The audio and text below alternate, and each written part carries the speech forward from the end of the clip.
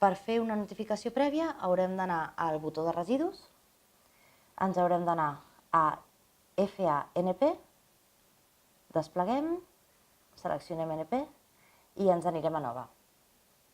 Com veureu, és molt similar a obrir una fitxa d'acceptació, però hem de tenir en compte que necessitarem 10 dies per fer la notificació prèvia abans del primer trasllat del residu. En aquests 10 dies, si l'agència no ens ha rebutjat aquesta notificació, quedaria aprovada per silenci administratiu positiu.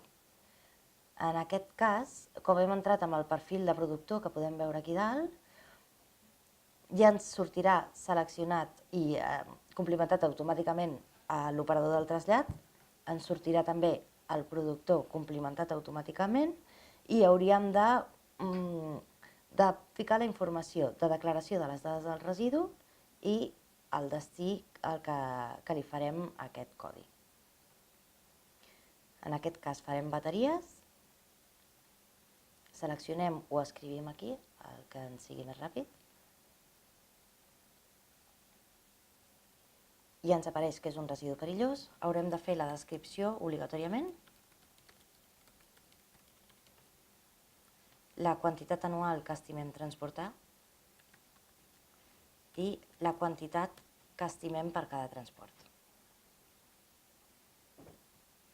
Col·locarem les vies de gestió en l'apartat següent, el codi de tractament a extingir. Us recordem que aquestes són les noves vies de gestió segons el Real Decret 9 i aquestes són les que s'han fet servir fins ara. Seleccionarem el gestor al que portarem aquest residu i guardarem.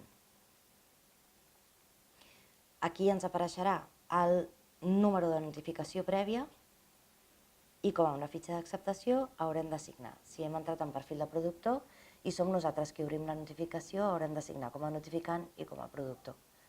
I un cop nosaltres haguem signat, el gestor podrà assignar entrant amb el seu perfil a l'SDR.